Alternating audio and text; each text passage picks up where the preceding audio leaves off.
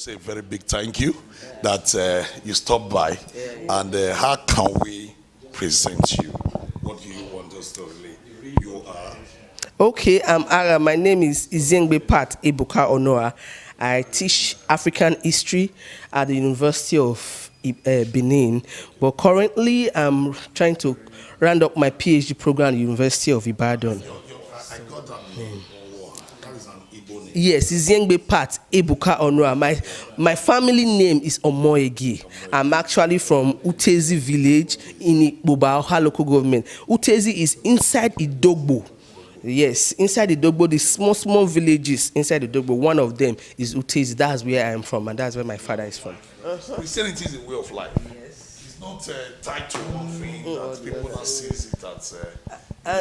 And the conference I'm going to in the US is seen as the biggest and the most important African studies conference, ASA. Okay. That's where I'm presenting Olokun worship in Benin. You got meaning? Yes. I think we'll be carried along. Yes. Because we always come to get an extracts and put in our program. Yeah. You know? So if you can do that, you know, even the research I did before was on women's club in Benin, because I work on women particularly. Yeah. So I like to look at the uniqueness of Benin women, how these have affected them, their transformation over the years and all that. So doing Olokun worship is, for me, honoring my grandmother, what she, as she raised children through Olokun, and all her children have become wealthy people, estate owners and all that. And because, first and foremost, it became a reflection of the belief that Olokun is the owner of wealth.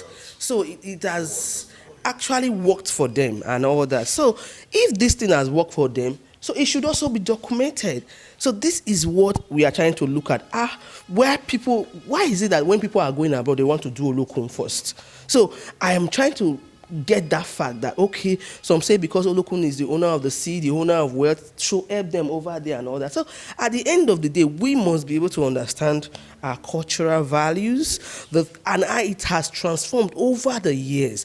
People are still adherent of this faith. So they should also be recognized. If we don't write our story, the European will come and write it, and they don't even understand the words. Yes. They will mistake the words. So we should tell our stories the way it is in every different forms. Yeah. My brother is working on different aspects of Benin history, but I focus on Benin women. Okay. And I've looked at them from the pre-colonial times. The Oba of Benin's red book, I was the one that worked on Iyobas in the book, yes. Yes, the red book here.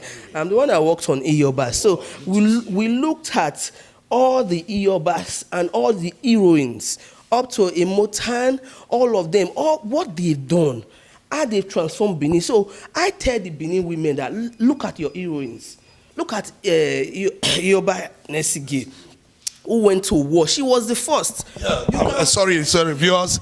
Actually, you see, we're just talking. She's talking about the great woman Idiani Yesige, popularly called the Festac Head now. Yes. You see, a great woman like this, the first ever woman that went to war and she conquered. And that was a veteran like this is still talking about. Here, these are the Portuguese that followed her to the war. Yeah. You count it, 1, 2, 3, they followed her 5. to the war. Yes. She took along with her to that battle, Benin Idia War. Portuguese. The Portuguese? Yes. They were the white people. They were the white people. Who were made to understand as well that this family was the first family to accept Christianity. Yes, they were the first. Because they said, if you look carefully, they are dressed like the Jews. Yes, these are Portuguese that went with her. So for a woman to be able to command Europeans that came to visit Benin to follow her to a war. Okay. In fact, even when the Ida people saw the Portuguese, they have not seen Europeans. Okay. It was a thing of fright to them. Who are these white people? So you should understand that these women have never been women that have been pushed down, women that have not been useful. You know, they project African women as women that have been debased, women who do not have strength, who do not have power. This is the second most popular royal face in the whole world. Yeah. Apart from Nefertiti of Egypt, she is the second. So for us, and for such a person to come from our own heritage, I feel and I believe that she should be honored, she should be known, she should be studied. If you see our full war regalia, everything about it is power. I studied her full wall regular from her head, from the back of her head, even up to her feet. Everything is power, strength. So she's a disposition of power and strength, and that is what the Benin women are. We are industrious people. We are not people to be pushed aside at any point in time. So we should be recognized. And by the time we continue to talk about our women like this, a whole lot of people want to know about them. A whole lot of people want to recognize us because we are being recognized in another form right now. So I'm trying to use these women of old to project the new personality of the Benin women. Thank you. I'm Ekato Obogie Osaisono Godfrey. I'm visiting VisitEdo today. I appreciate what I'm seeing. For a tourist practitioner like me and for a historian like myself, I'm happy that we have this kind of a setting where our culture, our history is being organized, being repackaged, and being projected to the world at large. So I really commend VisitEdo and say kudos for the work you're doing. So it's good, and we hope that in future we are able to, in any way that we can support VisitEdo, we'll continue to, and we'll try as much as possible to support. Thank you. Let me tell you, there's this saying that Edo language is number 146th language in the world, that they have said it will soon go extinct. So what is your take? What do you think? How do you take that? Well, as far as language is concerned, Edo language being one of the indigenous languages in the world that is faced with the crisis of extinction, well, presently and for the past couple of years, I also know, I can say authoritatively that the stakeholders in this sector have not folded their hands and they are not sleeping over it. Of course, we are doing a lot. I personally promote right from my home. My 7-year-old boy speaks Benin with me. My 5-year-old boy speaks Benin with me. They greet me in Benin. They don't answer English names because I now understand that my parents were colonized, so I can't colonize my children for an Englishman. And so what I would say to viewers and listeners at home is that we were first Benin before we met the global world. And then we've seen the global world since the 15th century. It is not new. What is only new is that the global world is evolving and will continue to evolve. What we knew in the late 20th century are all moribund today. New knowledge are coming up. New innovations are coming up. So we should not deny our culture, our language, because of what we see outside and because of what we feel is in vogue. Well, there are certain things that we cannot remove from ourselves. Our language is one. So we should promote our language like I did the other day. Etienne Edonuzomo, Wayawese Wagimarazedu. You see, the truth is this. I was coming to that and he already pushed it in by himself, because the only reason we are using English to present this program is because of the non-natives, the non-Edo people. It's good they know what we are doing as well. And we always crown it up with our golden language. Thank you very much. Well, I'm very happy.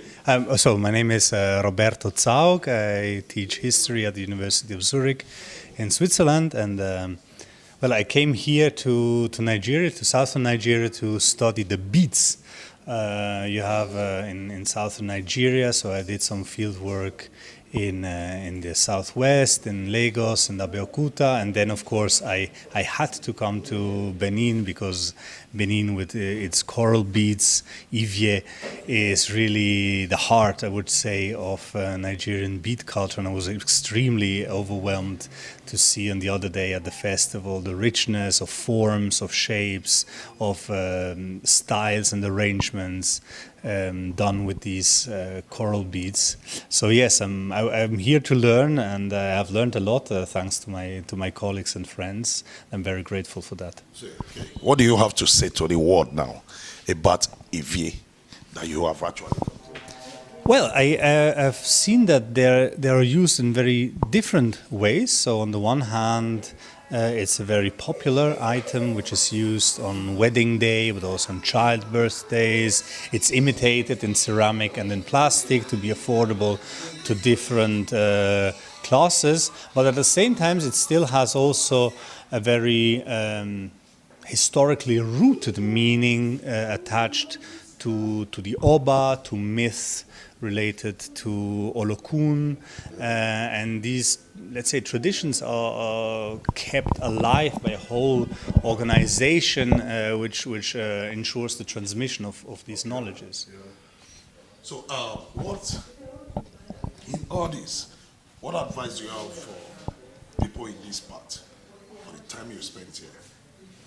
Well, I don't know if it's my role to give advice. There are some things you saw and you feel there's a better way of going about it. Okay. Okay. Well, I think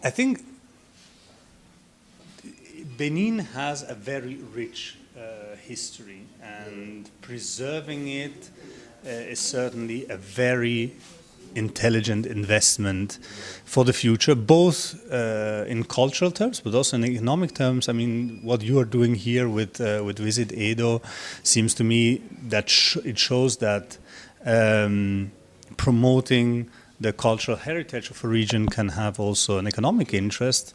So I see, for example, that there are lots of colonial buildings from the colonial era, beautiful houses. I think they would be worthwhile to be preserved for future generations, so that also in the cityscape, the history of this region can be read and conserved. Okay. I want to say thank you very much. Thank you for stopping by VisitEdo, and we want to say it's a place you always come to whenever you are in town. I appreciate you. We appreciate you all the way from on behalf of VisitEdo as a whole. Thank you. Thank you very much. Let's see.